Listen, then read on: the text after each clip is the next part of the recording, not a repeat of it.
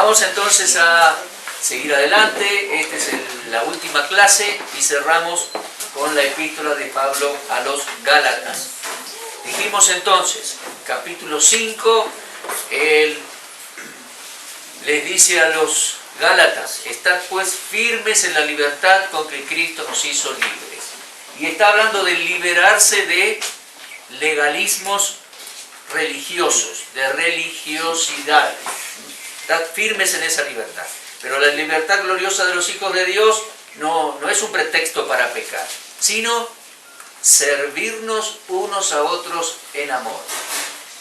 Ser guiados por el Espíritu Santo, porque sabemos que las obras de la carne son esto, todo lo que Él describe y no nos conviene, nos hace mal, y permitir al Señor que produzca en nosotros por la fe. Le tenemos que creer, le tenemos que pedir y esperar que produzca en nosotros más y más este fruto bendito del Espíritu Santo. Un fruto, 9 componentes, 9 tajadas: amor, gozo, paz, paciencia, benignidad, bondad, fe, mansedumbre, templanza, dominio propio. Contra tales virtudes no hay ley. Es algo bueno que genera el Espíritu Santo en nosotros, y no hay ley que diga no hagas eso, no hagas eso. Así que somos guiados por el Espíritu Santo y es algo bueno. Y después comienza a dar una serie de consejos prácticos para la vida cristiana, ya cerrando su carta. Versículo 1: restaurar al caído.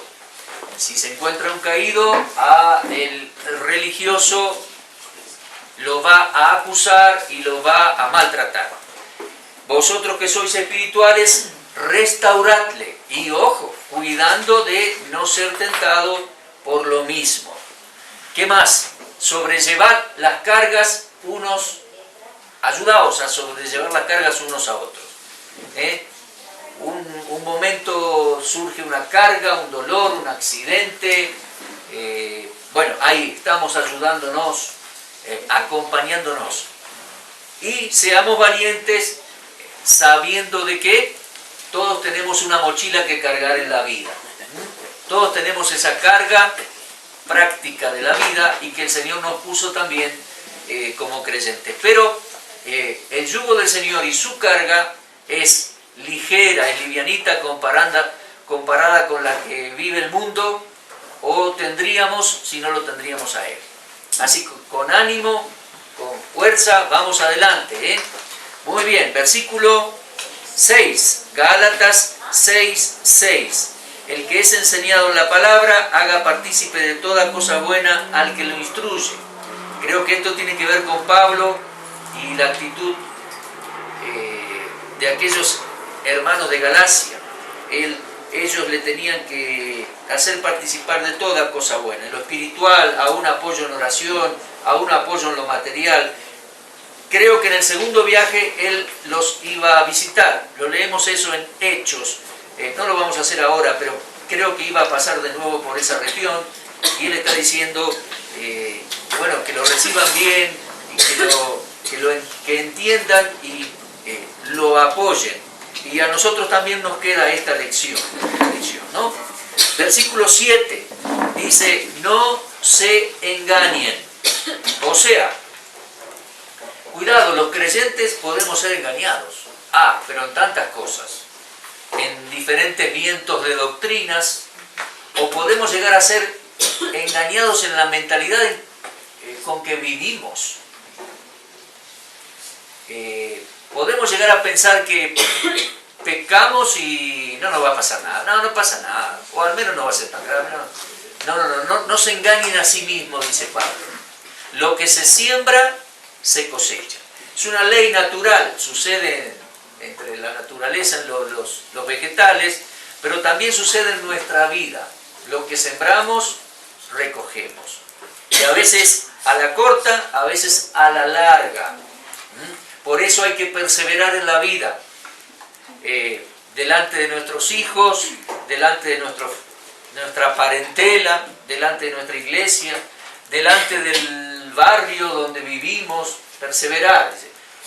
A la postre, a la larga, vamos a cosechar través de lo que sembramos, eso también vamos a cosechar. Lo leemos a los versículos 7 al 9. Vamos a leerlo juntos. Vamos, en la última hora de la noche, Gálatas 6, 7. No os engañéis, Dios no puede ser burlado, pues todo lo que el hombre sembrare, eso también será. Porque el que siembra para su carne, la carne segará corrupción, mas el que siembra para el espíritu segará vida eterna. No nos cansemos pues de hacer el bien, porque a su tiempo llegaremos, y si no desmayaremos. Sí, vamos con el 10. Así que, según tengamos oportunidad, hagamos bien a todos y mayormente a los de la familia de la fe. Bien, gracias. ¿Ven? No nos engañemos.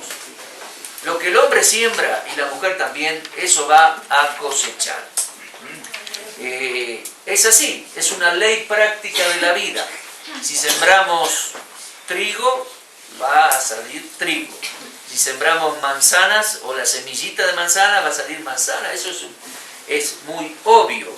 Pero nos podemos engañar en la vida. Sembrar malas carnalidad. Sembrar para nuestra carne, nuestros, qué sé yo, deleites. Y pensar que nos va a ir bien, pensar que... No nos engañemos. No nos engañemos. Hay que sembrar lo correcto, lo bueno, permanecer ahí. Al punto, dice Pablo, no nos cansemos de hacer el bien. Hay que seguir adelante. Como el labrador, bueno, ¿se acuerdan ese ejemplo de Santiago? El labrador espera la lluvia tardía, la temprana, la tardía, espera la cosecha. Pablo le dice a Timoteo, el labrador, para participar de los frutos, debe trabajar primero. Segunda Timoteo capítulo 2. El labrador, para cosechar los frutos, debe trabajar primero. ¿Qué estamos sembrando en la vida? Para nuestra carnalidad, eso cosecharemos. Se nos va a poner mal la vida. Tarde o temprano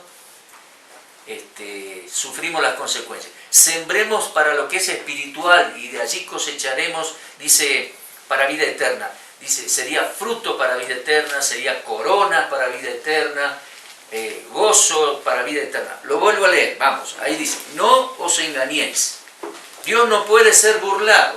Ha establecido esta ley de siembra y cosecha. Todo lo que el hombre sembrare, eso también segará. El que siembra para su carne, sus deseos, sus deleites, sus caprichos, de la carne va a cosechar corrupción. Se va a podrir la situación, usando palabras de Santiago, se va a podrir la situación, tarde o temprano. Pero el que siembra para el Espíritu, del Espíritu cosechará vida eterna. No es que va a ganar la vida eterna, ni nada por el estilo, la vida eterna ya la tenemos, pero dice, cosechará vida, un buen vivir, cosechará frutos de vida eterna, como les decía, coronas de vida eterna, gozo, etc. Vamos a leer un par de versículos. Mire Proverbios 22. A propósito, muchas veces en sus epístolas Pablo cita textos de Proverbios. Pablo sabía la ley, los 5 libros de Moisés, sabía los profetas, sí, sabía los salmos, pero también creo que sabía casi de memoria los proverbios. Y eso es muy bueno para nuestras vidas prácticas. Proverbios 22, 8. Proverbios 22, 8 dice, el que sembrare iniquidad cosechará, y la vara de su insolencia se quebrará. El que sembrare iniquidad cosechará. No hay vuelta que darle. Tarde o temprano se manifiesta eso en la vida. Por tanto, volvemos a Gálatas, no nos cansemos de hacer el bien, siempre. No se canse, hermano, de hacer el bien y esperar en la gracia de Dios y esperar los frutos. No se canse de hacer lo bueno, lo correcto. Cuando decida en la vida, decida por lo correcto. Cuando decida en la vida, decida por hacer el bien a la familia, al prójimo, a la iglesia, a los inconversos también. No se canse de hacer lo correcto, el bien, persevere en eso, confíe en Dios. A la corta o a la larga vamos a cosechar. Lo mismo dice el apóstol en 2 Tesalonicenses. Mire 2 Tesalonicenses 3:13. 2 Tesalonicenses 3:13. Vosotros, hermanos, no os canséis de hacer el bien. Lo mismo que aquí en Gálatas 6:9. No nos cansemos de hacer el bien. Uno puede gastarse, cansarse. No se canse de hacer el bien. Vamos, fuerza, fuerza. Siga haciendo lo correcto. Hebreos 12 dice, para que no nos cansemos hasta desmayar. Y volviendo a Gálatas 6:9, leemos, entonces, no nos cansemos pues de hacer el bien siempre. Continúe haciendo el bien. Porque a su tiempo vamos a cosechar. Si no desmayamos. Mire, puede ser que sería triste que por un tiempo perseveramos en hacer lo correcto, desmayamos y después nos sale mala cosa. Pablo dice, a su tiempo cosecharemos, pero si no desmayamos, o sea, persevere en hacer lo correcto. Aunque nos traten mal, persevere en tratar bien a la gente. Aunque sus hijos sean rebeldes, por ejemplo, persevere usted en la fe, trátelo bien, ore por ellos, sígales dando el ejemplo. Años pueden pasar y en una de esas va a volver el hijo pródigo. Pero una cosa es lo que haga el hijo, otra cosa es lo que hace usted, lo que hago yo. O sea, permanezca haciendo el bien, no se canse de hacer el bien. ¿Estamos?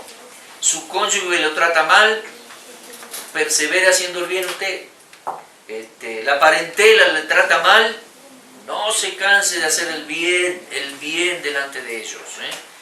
De esa manera vamos a cosechar algo, mucho, si no desmayamos. Va para largo esto, hasta que nos lleve el Señor, así que no se canse de hacer el bien. Lo mismo va a decir el apóstol Pedro. Vamos a 1 Pedro. 1 Pedro les aconseja a los judíos de la dispersión, creyentes, vivan de manera correcta, hagan el bien, vivan de buena manera entre los gentiles. Mire, 1 Pedro 3:13. 1 Pedro 3:13.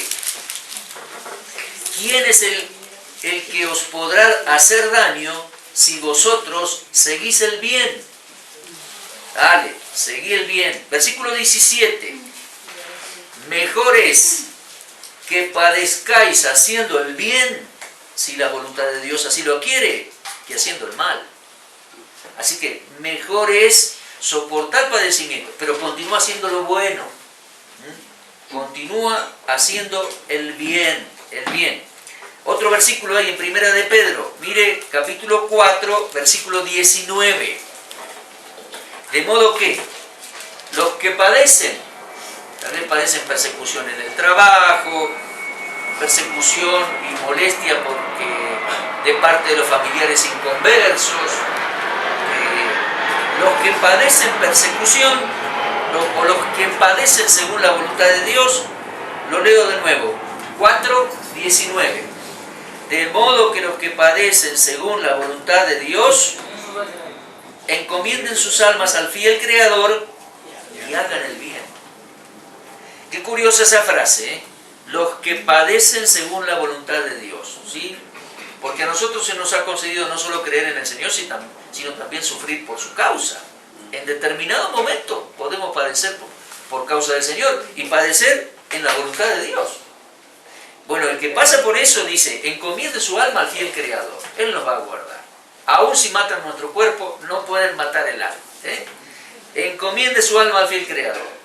Y creo que en el trasfondo de esta carta había persecuciones serias. Y recuerden, aquellos cristianos de aquella generación en Roma fueron al circo romano y los leones se los comieron. O sea que es cierto esto y bien real. Encomienden sus almas al fiel Creador y hagan el bien. Nunca dejen de hacer el bien. El gran ejemplo nos dejó el Señor. El gran ejemplo nos dejó el Señor. Fíjense, Primera de Pedro 2, 21 en adelante. El gran ejemplo del Señor. Pues para esto fuiste llamado, porque también Cristo padeció por nosotros, dejándonos ejemplo para que sigamos sus pisadas. El cual no hizo pecado ni se halló engaño en su boca. Quien cuando le maldecían, ¿cómo respondía? Maldecía también. No respondía con maldición.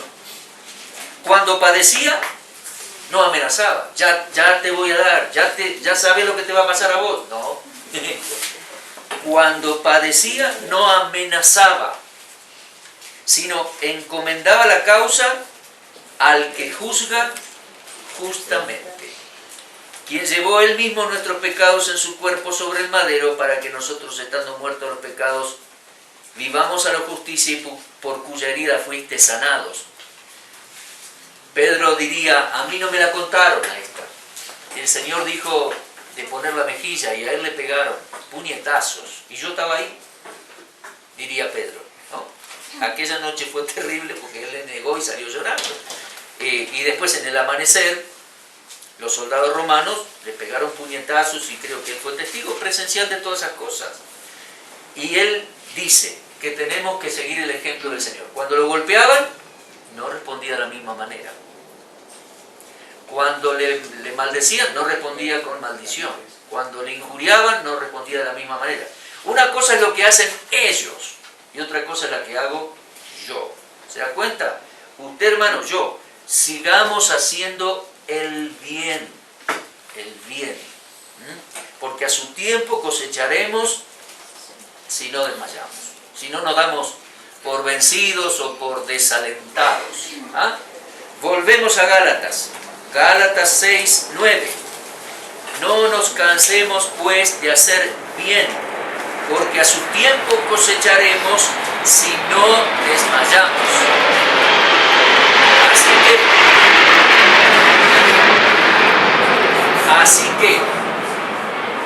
Así que, según tengamos oportunidad, hagamos bien a todos. Mayormente a la familia de la fe. O sea, como prioridad a los hermanos. Pero bien a todos. Bien a la parentela, a la familia, la parentela inconversa, los amigos o los conocidos del lugar donde vivimos. Le dicen barrio acá. Sí. Conocidos del barrio. Los del trabajo, los de la escuela, que a veces nos meten presión y nos molestan. Bueno, hagamos bien a todos. Mayormente o prioritariamente, me parece que dice, a los de la familia de Dios, a los de la familia de la fe. Bueno, y ya se va a ir despidiendo el apóstol Pablo de los Gálatas. Le va a decir, mirad con cuán grandes letras les escribo de mi propia mano. Parece con esto que dice, y con lo que dijo en capítulo 4, que si hubieran podido le hubieran dado sus ojos. Parece que él tenía problemas en la vista. Tal vez los golpes que recibió allí. ¿Se acuerdan que allá, Iconio, Derbe, Listra, allá en Listra lo apedrearon, lo dieron por muerto? Eso es algo bien serio, porque no tiraban piedritas así, tiraban piedras bien para matar a la persona. Y lo dieron por muerto. Entonces debe haber tenido heridas. Tal vez dañó su vista. Tal vez dañó su vista allí, sus ojos. O tal vez tenía problemas, sí o sí, lo dice, en sus ojos tenía problemas de vista. Entonces cuando él usaba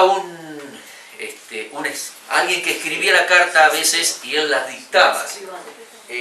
Escribano, sí, no sé cómo llamarle. Eso lo dice Romanos. Dice, yo Tercio que escribí la carta os saludo. Amanuense, ahí está la palabra, sí. Y Pablo dictaba y otro muchacho escribía. Tal vez sucedió esto también con Gálatas.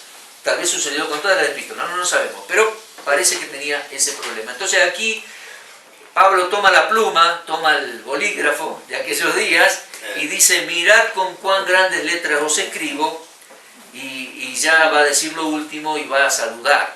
Esa es la idea. ¿Me acompañan? Vamos a leer desde versículo 11 hasta el final, y ahí vamos a terminar en esta noche. Leemos entonces Gálatas 6:11. Mirad con cuán grandes letras os escribo de mi propia mano. Todos los que quieren agradar en la carne, estos os obligan a que os circuncidéis, solamente para no padecer persecución a causa de la cruz de Cristo. Porque ni aun mismos que se circuncidan guardan la ley, pero quieren que vosotros os circuncidéis para gloriarse en vuestra carne. Pero lejos esté de mí gloriarme, sino en la cruz de nuestro Señor Jesucristo, por quien el mundo me es crucificado a mí y yo al mundo. Porque en Cristo Jesús ni la circuncisión vale nada, ni la incircuncisión, sino una nueva creación. Y a todos los que andan conforme a esta regla, paz y misericordia sea a ellos y al Israel de Dios. De aquí en adelante nadie me cause molestias, porque yo traigo en mi cuerpo las marcas del Señor Jesús. Hermanos, la gracia de nuestro Señor Jesucristo sea con vuestro espíritu. Amén. Muy bien, vamos a ver cómo Pablo se despide. Como les decía, versículo 11, ahí parece que toma el lapicero y va con grandes letras para cerrar la epístola, darle ese toque personal. En otras epístolas parece que también hizo algo parecido. Y vuelve sobre el tema, es como que quiere volverlo a decir antes de cerrar la carta. Recuerden, hermanos, dice, todos los que quieren agradar en la carne les obligan a circuncidarse. Pero no, ni ellos mismos, ni ellos que se circuncidan, ni ellos mismos guardan toda la ley. Pero dice, quieren que vosotros os circuncidéis para gloriarse en vuestra carne, es decir, para gloriarse en ustedes. Quieren que sean sus prosélitos, sus discípulos, y gloriarse en ustedes. No lo permitan, no lo hagan, dice. Lejos esté de mí, versículo 14, gloriarme en mi carne, o en lo que hice o en lo que hago, sino en la cruz de Cristo. Yo me gloriaré en él. Entonces dice, y aprovecha para decir, por quién el mundo me es crucificado a mí y yo al mundo. ¿Qué significa esto? Yo creo que él tenía una gran carga de responsabilidad por el mundo y llevarle el mensaje de la cruz, llevarle el mensaje de salvación.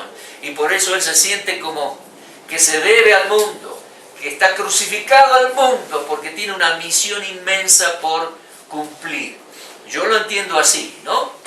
Está como en deuda, lo dice en Romanos 1. Como en deuda con el mundo, tiene que llevarle la palabra. Dice, soy deudor a los griegos y los no griegos, soy deudor. Versículo 15. Porque en Cristo Jesús, ni la circuncisión vale nada, ni la incircuncisión, sino una nueva creación. Lo había dicho que la circuncisión no vale nada. Lo había dicho, fíjese, capítulo 5, versículo 6. En Cristo, ni la circuncisión vale algo, ni la incircuncisión, sino la fe que obra por el amor. Y aquí en 6.15 dice, en Cristo Jesús, ni la incircuncisión vale algo, ni la circuncisión, sino, ahora en Cristo, una nueva creación. Eso es lo que vale. En Cristo somos nuevas criaturas. Qué extraordinario es eso. Lo dice Pablo en varias de sus epístolas. Somos una nueva creación. Hemos sido creados en Cristo Jesús. ¿Se acuerda usted en Efesios 2.10? ¿Cómo dice Efesios 2.10? Somos hechura suya, creados en Cristo Jesús, para buenas obras. Esa palabra hechura, usted la puede buscar en el griego, y es poema. Somos un poema de Dios. Realmente una gran creación, el ser humano. ¿Cuántos poemas que ha creado Dios? El poema de esa sincronización con que se mueven los planetas. El poema de un atardecer con los colores que Dios le pone. Poemas, obras maravillosas que Dios ha hecho.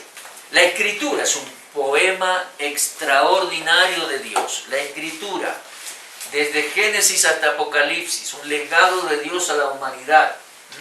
O sea, un poema, una obra maravillosa y grandiosa. Y dice aquí, nosotros somos nuevas criaturas, nueva creación, nunca lo olvide, hermano. Y fuimos creados, es decir, nacimos de nuevo para no perder nuestra salvación y no morir nunca más. Pasaremos eventualmente por la muerte física, si el Señor no viene antes, pero es una continuidad de vida, porque dice, ausente del cuerpo, presente al Señor. Somos nueva criatura, de modo que circuncisión, incircuncisión y esto y aquello, no tiene valor eso. Lo que vale es que somos nuevas criaturas, y eso es algo maravilloso, maravilloso. Versículo 16. A todos los que anden conforme a esta regla, o a esta mentalidad, a esta realidad, paz y misericordia sea a ellos. A todos nosotros también, ¿verdad? Y al Israel de Dios. Bueno, ¿por qué dice así Pablo? Bueno, en principio quiero volver a decirles algo, porque creo que se lo dije, siempre lo digo. Nunca confunda a Israel con la iglesia. Son pueblos distintos. Israel, ¿quién es? El pueblo de los judíos, los descendientes de Abraham, Isaac y Jacob, los jacoibos.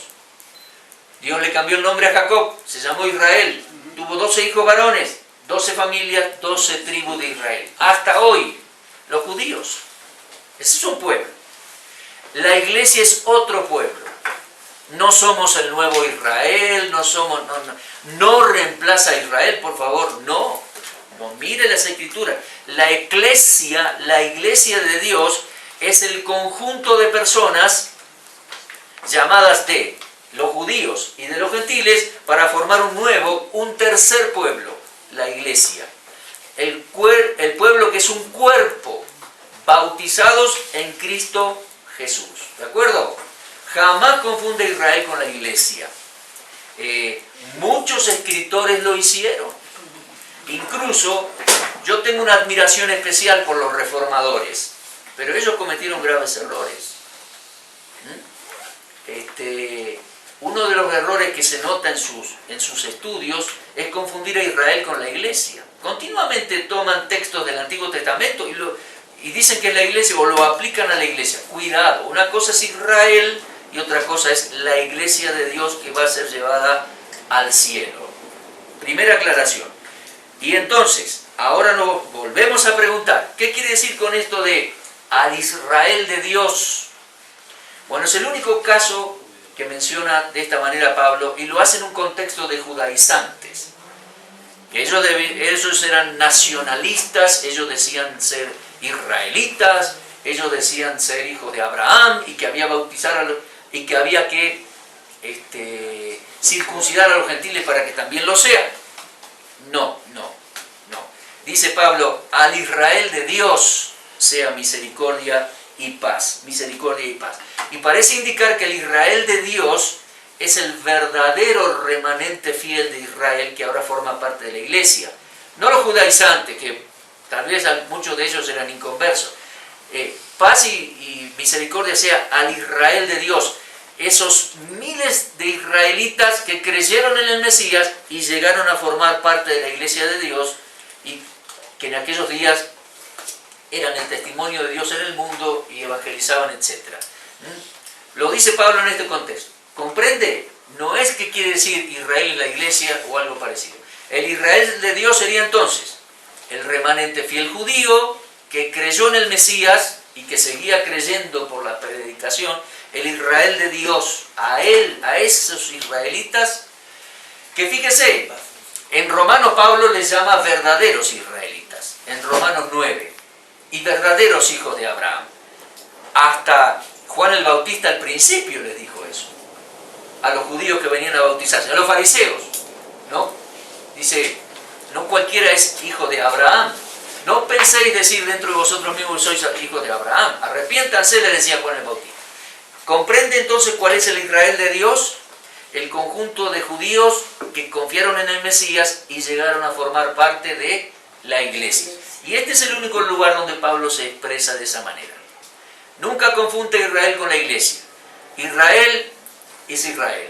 La iglesia no es el nuevo Israel o reemplaza a Israel. No.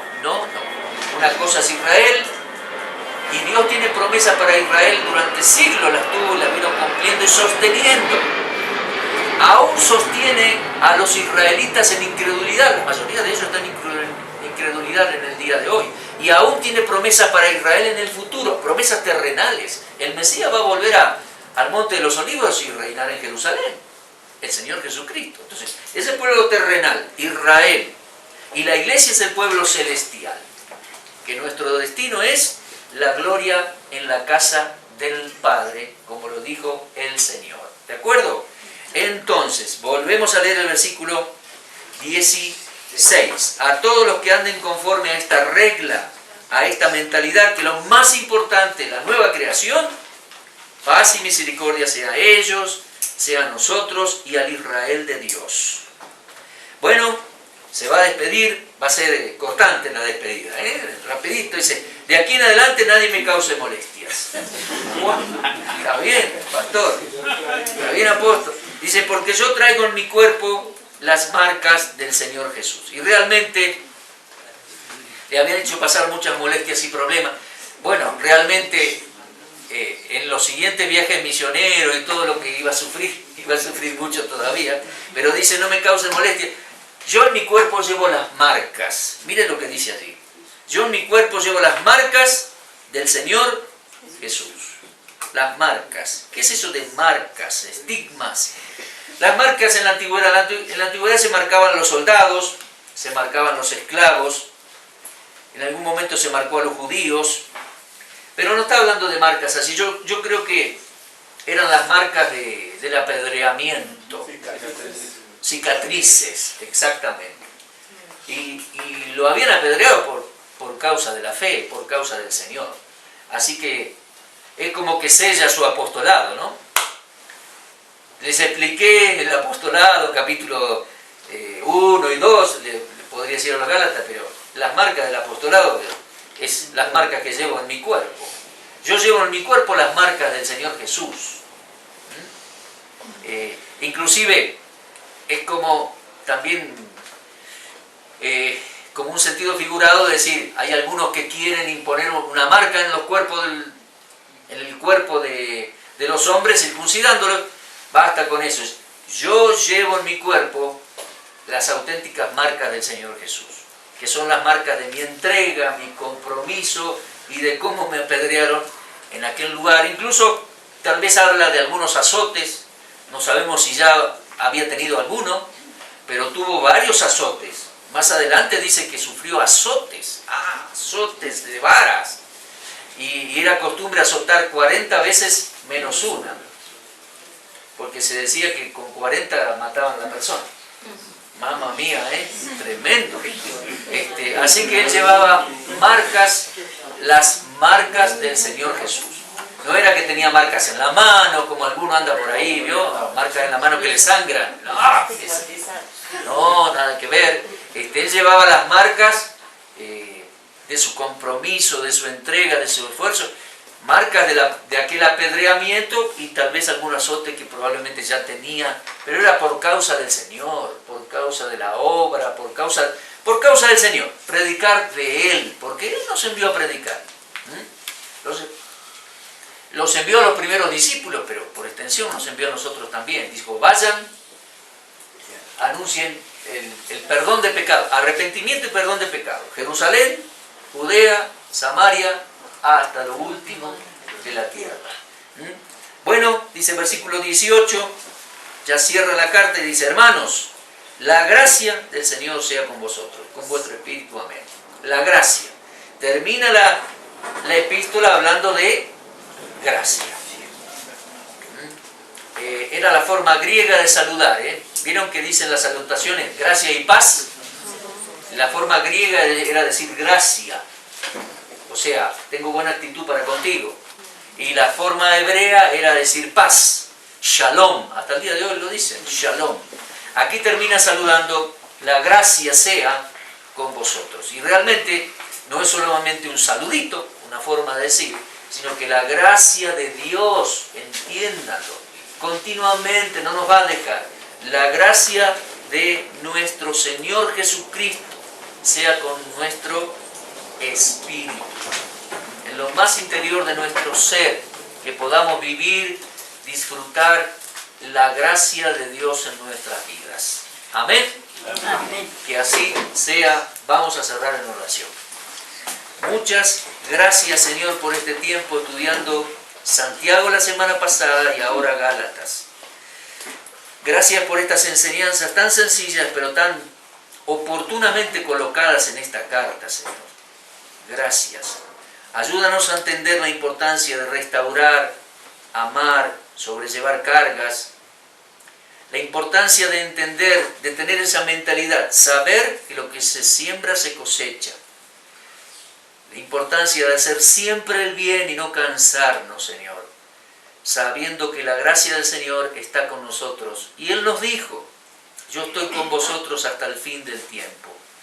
Gracias, Señor, por tu gracia, gracias por esta palabra apostólica, gracias por este tiempo, nos ha hecho bien, Señor. Y gracias también por la comunión que podemos tener con los hermanos. Te alabamos, Dios, gracias, en nombre de Cristo. Amén. Amén. Bueno, gracias a ustedes también. A usted, hermano. Muchas gracias.